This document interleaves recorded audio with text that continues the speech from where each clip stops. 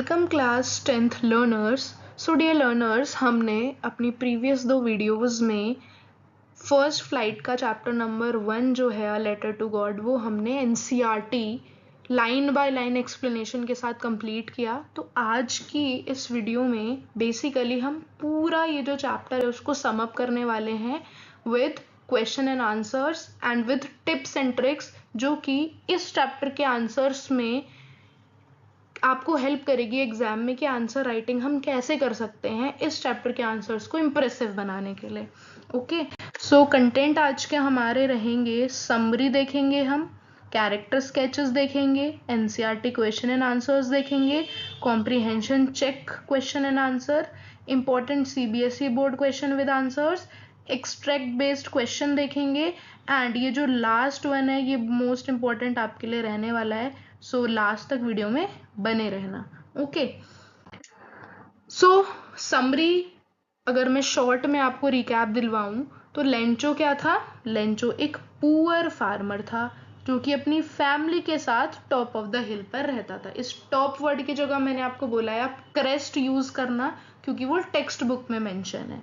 उसकी जो पूरी लाइफ थी ऑब्वियसली किस पर डिपेंड थी? क्रॉप्स पर डिपेंड थी, because he was a farmer. और क्रॉप भी कौन सी थी? राइप कॉर्न की क्रॉप वो ग्रो करता था।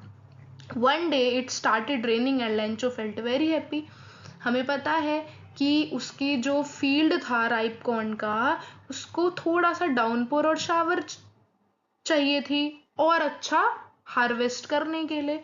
तो एक दिन बारिश आई तो वो बहुत ही खुश हो रहा था, पर ये जो खुशी थी ना उसकी टिकी नहीं ज़्यादा देर तक, क्योंकि रेन बढ़ते बढ़ते बढ़ते एक सीवियर हेल स्टॉर्म में चेंज हो गई, जिसने उसकी सारी राइप कॉर्न की फसल को क्या कर दिया? डिस्ट्रॉय कर दिया।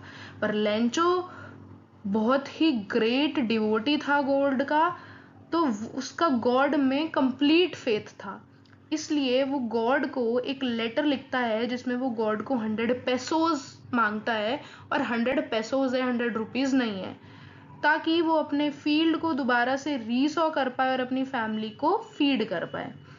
जो पोस्ट मास्टर हैं और जो उनके कलीग्स हैं वो लेंचो के फेथ से बहुत ही ज़्यादा इम्प्रेस होते हैं और अरेंज करते हैं कि जो लेंचो की डिमांड है वो उनको पूरा कर सके लेटर में।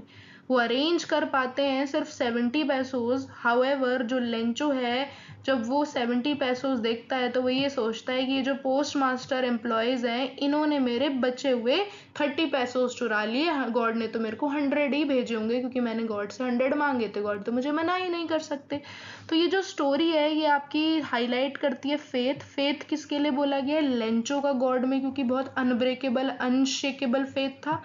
काइंडनेस यहाँ बोले गया है पोस्ट ऑफिस एम्प्लॉयज की। और आयरनी किस बात पर है? आयरनी इस बात पर है कि जिन लोगों ने, यानी पोस्ट ऑफिस एम्प्लॉयज ने जो लेंचो की मदद करी, उनके लिए पैसे अरेंज करे, उसी लेंचो ने उन लोगों को ही as a bunch of crook tag कर दिया और उनको नाम लगा दिया कि इन्होंने ही पैसे चुरा लिए होंगे, और एक्चुअली ये था कि उन्होंने ही पैसे उसे भेजे थे। क्लियर हो गई? देन कैरेक्टर स्केचेस पर हम आते हैं। तो लेंचो क्या था? पुअर था बट हार्ड वर्किंग फार्मर था। उसका गॉड में ग्रेट फेथ था और वो क्या बिलीव करता था कि गॉड तो उसकी हेल्प करेंगे ही डिफिकल्ट टाइम्स में। इनोसेंट था, सिंपल था, बट समवॉट नेव भी था। ठीक है, नेव अगर मैं नॉर्मल भाषा में बोलूँ तो नेव का मतलब होता है थोड़ा भोलापन, भोला होना, because he suspected the post office employees. Clear हो गया? नाउ पोस्ट मास्टर के कैरेक्टर स्केच पर आते हैं। तो जो पोस्ट मास्टर था वो बहुत ही काइंड था, जेनरस पर्सन का मतलब होता है हेल्पिंग नेचर वाला। लेंचो के फेथ से वो डीपली इम्प्रेस था, मूव था, देयरफॉर उसने पैसे भी कलेक्ट करे थे पोस्ट ऑफिस एम्प्लॉयज से लेंचो को हेल्प करने के लिए, ताकि जो लेंचो का फेथ है गॉड के अंदर वो कभी भी शेक ना हो। क्लियर है? Now, NCERT comprehension check question and answers. What did Lencho hope for? Lencho किस चीज के लिए होप कर रहा था? लेंचो होप कर रहा था डाउनपोर और लिटिल बिटिल शावर ऑफ रेन पड़ जाए, क्योंकि जो उसकी राइप कॉर्न की जो फील्ड थे वो रेन चाह रहे थे गुड हार्वेस्ट के लिए। क्लियर है? वाई डिड लेंचो से the rain drops were like new coins? ये हमने अपने लेक्चर्स में भी डिस्कस किया है। लेंचो ने रेन ड्रॉप्स को न्यू कॉइन से इसलिए कंपेयर करा है क्योंकि जो रेन है वो गुड हार्वेस्ट लेके आएगी, और अगर गुड हार्वेस्ट होगी तो ऑब्वियसली इन रिटर्न उनको मनी भी अच्छा खासा मिलेगा। लेंचो के फील्ड्स को क्या हुआ after the storm? After the storm जो एंटायर क्रॉप थी लेंचो के फील्ड में वो क्या हो चुकी थी? हेल स्टोन्स के कारण या हेल स्टॉर्मिंग के कारण पूरी डिस्ट्रॉय हो चुकी थी। What made Lencho angry when he counted the money?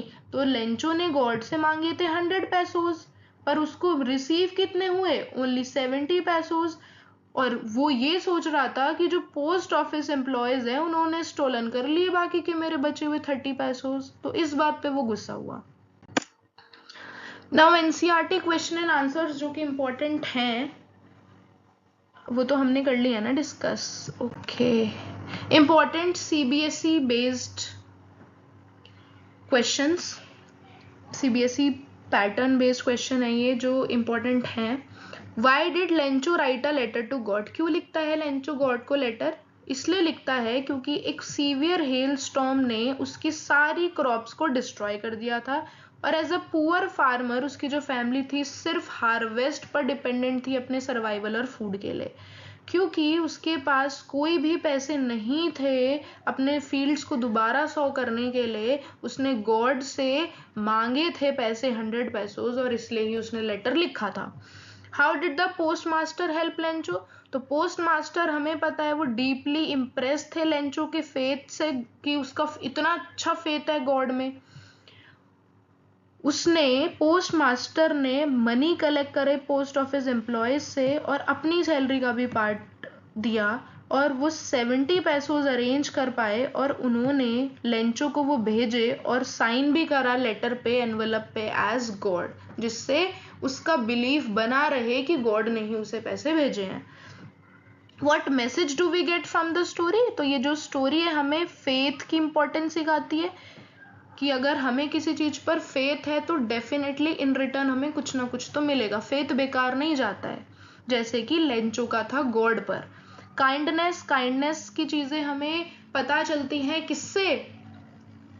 Post master से, पोस्ट ऑफिस एम्प्लॉयज से।